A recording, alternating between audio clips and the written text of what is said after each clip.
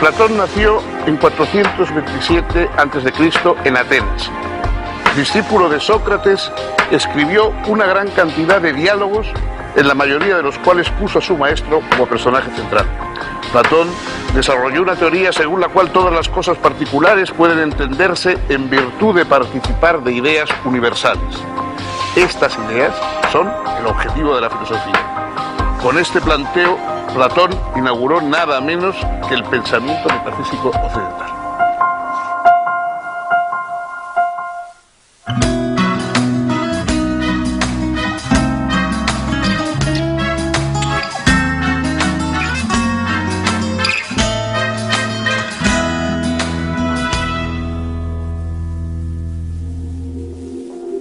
¿Cómo les va? Bienvenidos. Si les parece, vamos a hablar un poco de filosofía. ¿Qué es filosofía? Alguien ha dicho que todas las obras filosóficas que se han escrito son simplemente notas a pie de página de los diálogos de Platón. Ese filósofo griego, a su vez, escribió una serie de diálogos protagonizados, casi todos ellos, por la figura de un protofilósofo, de un filósofo anterior todavía al propio Platón, que no escribió nunca, Sócrates.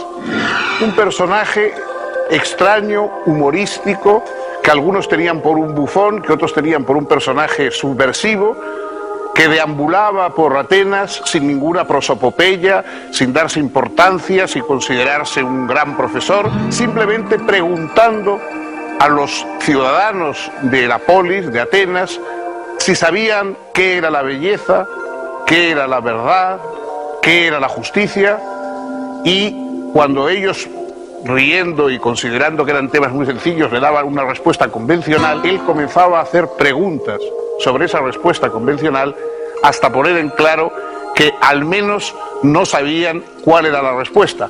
No es que Sócrates ofreciera una respuesta definitiva, pero demostraba que los demás tampoco sabían eso que creían que estaba tan claro y tan fácil.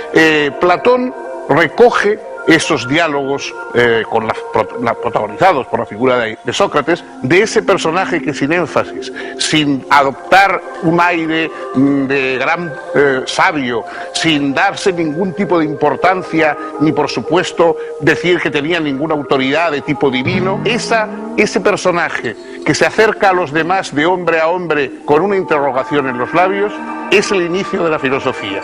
Así empieza todo, así nos lo contó Platón, y vamos a intentar ahora saber cómo fue, quién fue ese Platón a cuyos diálogos dan origen a todo el resto de la filosofía occidental.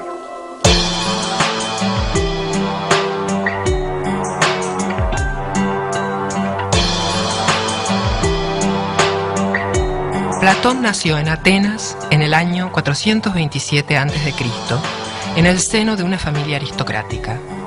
Fue testigo de la guerra del Peloponeso, entre Atenas y Esparta, en la que llegó a combatir, y también de la decadencia ateniense, sacudida por una tiranía oligárquica primero y por una democracia populista y demagógica después.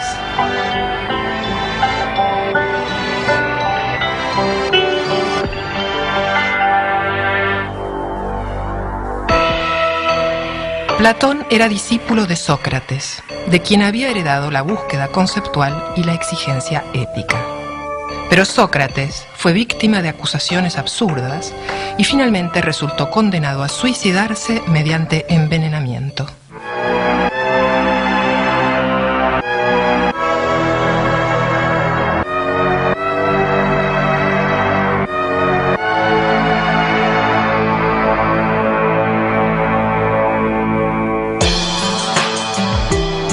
Preocupado por la crisis moral y política ateniense, Platón puso todas sus energías en tratar de establecer entre sus conciudadanos un ideal de justicia y de respeto por la verdad.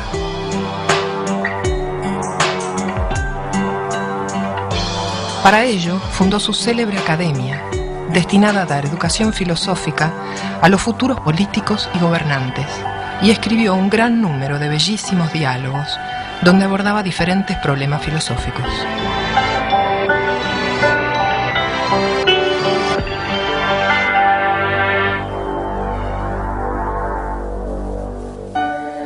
Los diálogos se pueden dividir en tres grandes grupos. Los diálogos tempranos, en general, plantean un problema y terminan sin dar una respuesta concluyente. Son los más fieles al espíritu socrático.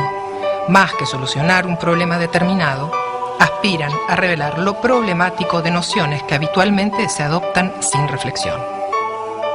Los diálogos medios o de madurez son en los que expone básicamente la teoría de las ideas, entre los que se encuentran las obras más conocidas de Platón como El Banquete, El Fedón y La República.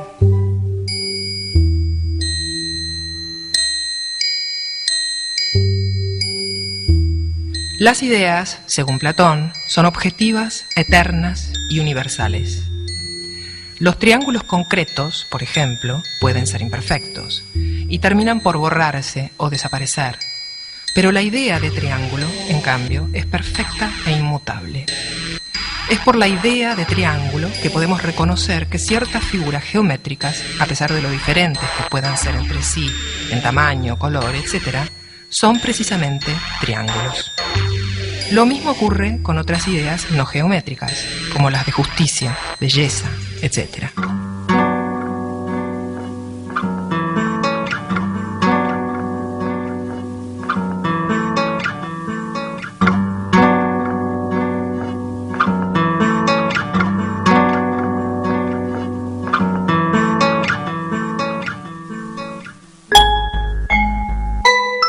Los diálogos tardíos o de vejez, finalmente, expresan una reformulación de su filosofía. Platón advierte que las ideas no son estáticas y autosuficientes, sino que se atraviesan entre sí y remiten unas a otras. Platón comenzó ocupándose en sus primeros diálogos, muy a la manera de Sócrates, de problemas éticos concretos, y terminó alzándose en sus diálogos de vejez hasta la cuestión de la estructura misma de toda la realidad.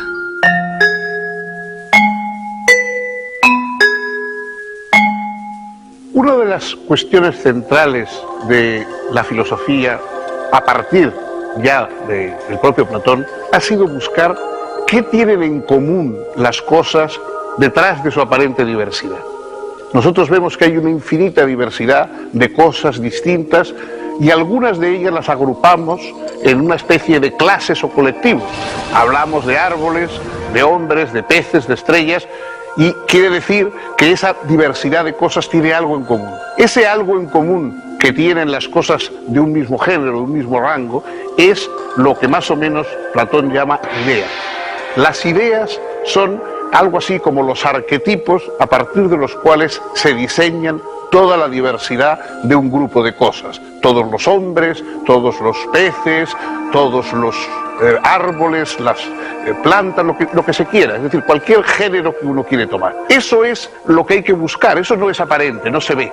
Es decir, nosotros vemos la diversidad de las cosas diferentes, nunca vemos la idea, el concepto. Por eso Platón supuso que esas ideas, esas categorías arquetípicas a partir de los cuales se organiza la realidad, pertenecen a otro orden, a un orden que da sentido al nuestro, pero que está más allá de él. Eso es lo que sale a buscar ese huido de entre los hombres que va a buscar las ideas para mirarlas frente a frente.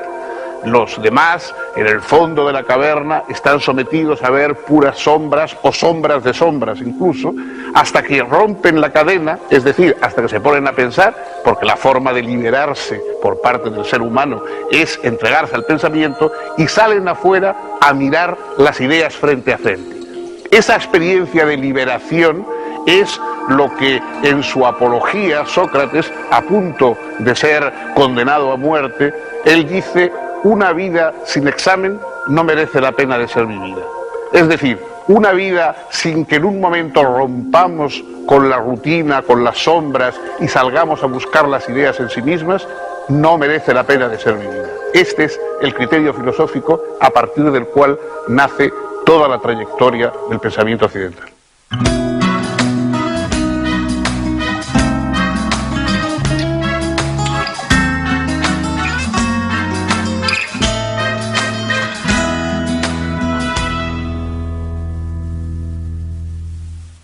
La filosofía nace con un propósito político desde sus inicios. Y Platón es uno de los filósofos con más conciencia y más exigencia política. Él lo que quería no era simplemente una reflexión sobre el mundo, sino una reflexión sobre el mundo que hiciera mejor la ciudad, la convivencia y la organización de los seres humanos. A esa organización mejor, él llamaba justicia. Justicia es la organización de la polis, de la república, de la situación de la comunidad humana, la situación adecuada, es decir, aquella postura en que cada cual está en su sitio.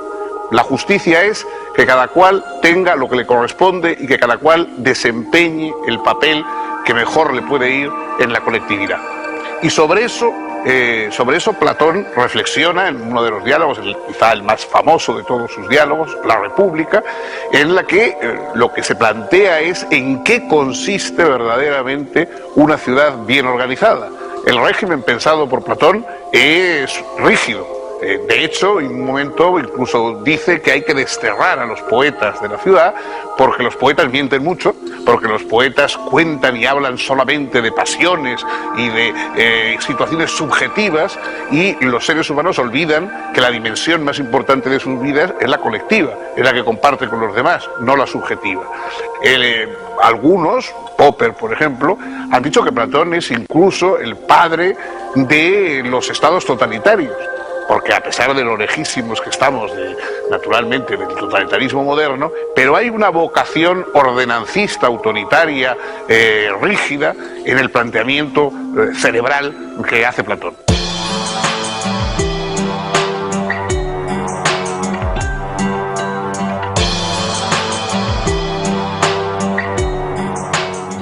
Con la democratización creciente de la polis griega, el discurso político tuvo cada vez más importancia. Quien podía argumentar eficazmente a favor de sus opiniones e intereses era capaz de obtener apoyo y consenso. La oratoria se convirtió en una herramienta apropiada para acceder al poder, y cientos de ciudadanos estaban dispuestos a pagar para que se les enseñase tal habilidad. Surgieron así los sofistas, maestros itinerantes que, entre otras cosas, enseñaban a hablar en público. Su influencia fue muy importante, y algunos, como Protágoras y Gorgias, fueron especialmente famosos. Platón los consideraba representantes de la falta de compromiso con la verdad y el relativismo, pues enseñaban a argumentar tanto a favor como en contra de cualquier posición. Para Platón, en cambio, solo la verdad merecía ser defendida. Por eso prefirió llamarse filósofo, es decir, amante de la sabiduría, en vez de sofista, que nombraba a quienes simplemente vendían sabiduría.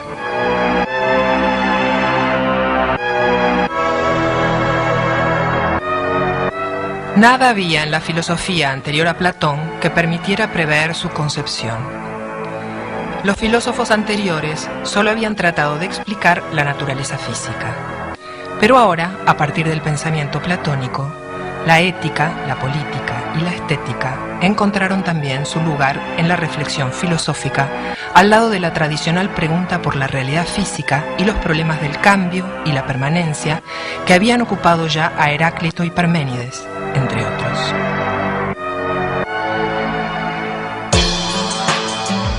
Al formular su teoría de las ideas, Platón se preguntaba qué son la justicia, la bondad, la belleza y las demás propiedades de este tipo.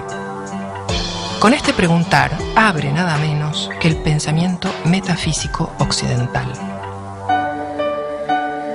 Platón expone que para que pueda plantearse que algo tiene una propiedad, tiene que haber esa propiedad. Pero ella no está en ninguna parte, ni es percibida por los sentidos. Para Platón se trata de que hay una idea de justicia, que no se agota en ningún acto particular, justo o injusto. Si no hubiera una idea de justicia, no podría llamarse justo a ningún acto. Del mismo modo, podemos encontrar bellas diferentes cosas, pero coincidimos en la idea de belleza, que afirmamos de unas y que negamos a otras.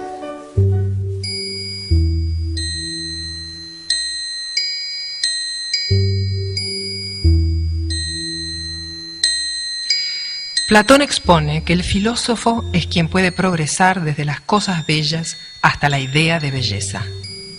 El filósofo puede ascender de un cuerpo bello a todos los cuerpos bellos, y de estos a las bellas normas de conducta, y de ahí a los bellos conocimientos, y terminar en el conocimiento de la belleza absoluta, de la belleza en sí.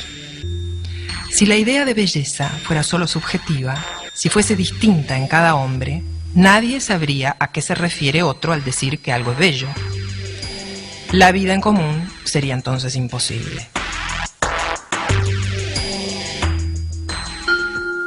Esa vida en común exige, según Platón, que podamos compartir algunas ideas que están en la base de toda comunicación. En particular, la idea de justicia. Pueden variar nuestras valoraciones respecto de qué cosas son justas y cuáles no, pero no puede cambiar aquello por lo que persisto en llamar justas a algunas conductas.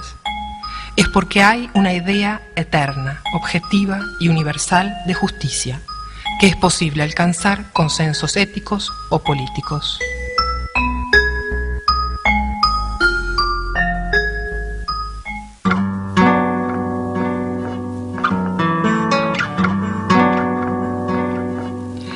Platón estaba convencido de que la mejor preparación para la vida pública era el espíritu lúcido y desinteresado de la filosofía.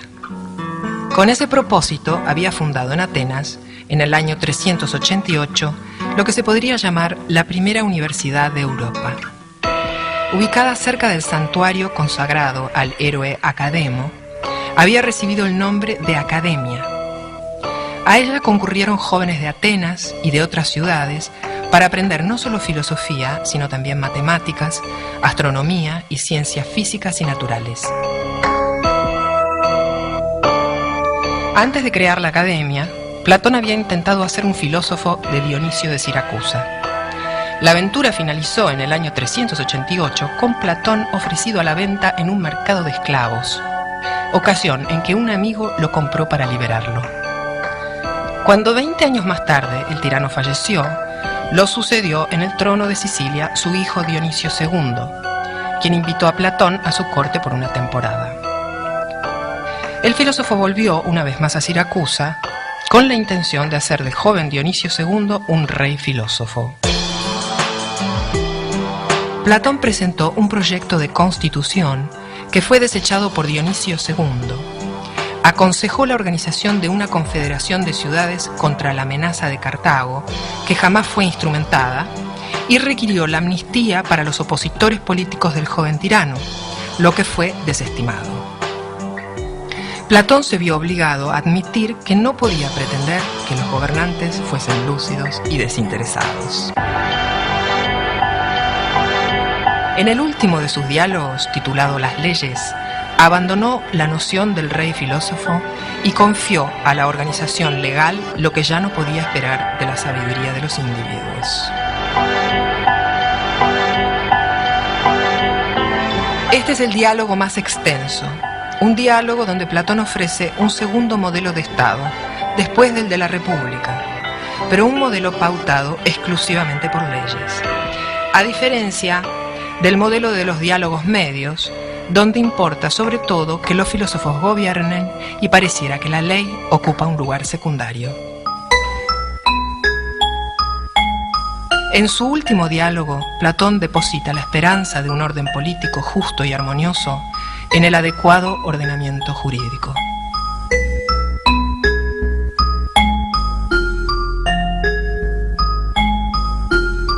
La influencia de Platón en todo el pensamiento, en toda la vida intelectual y colectiva de Occidente, no se puede exagerar. Probablemente, dejando aparte quizá alguna figura religiosa como la de Cristo, es imposible encontrar a nadie que haya tenido una influencia más profunda, más duradera, más extensa que Platón. La obra de Platón sigue siendo leída, sigue siendo comentada, sigue teniendo una extraña frescura, una extraña espontaneidad todavía. Muchos grandes filósofos, muy importantes, muy interesantes, han quedado para ser estudiados por los especialistas o necesitan muchas introducciones, muchos comentarios, porque realmente hoy nos encontramos ante ellos pues un poco desconcertados, no entendemos bien cuáles son sus preguntas, por qué dicen lo que dicen, qué problemas tratan de resolver, etcétera. Pero sin más, cualquiera puede leer directamente los diálogos de Platón y encuentra algo como la emoción del pensamiento y la emoción de la filosofía. Muchas veces le preguntan a uno, yo quisiera empezar a interesarme, estoy interesando por la filosofía, ¿por dónde empiezo? Evidentemente por algunos de los diálogos platónicos. Leer el Gorgias, leer la República, leer el Fedro, leer el Banquete sobre el amor, leer cualquiera de los grandes diálogos platónicos es la mejor introducción a la filosofía, porque ahí sigue estando vivo, activo, bullente la aventura del pensamiento.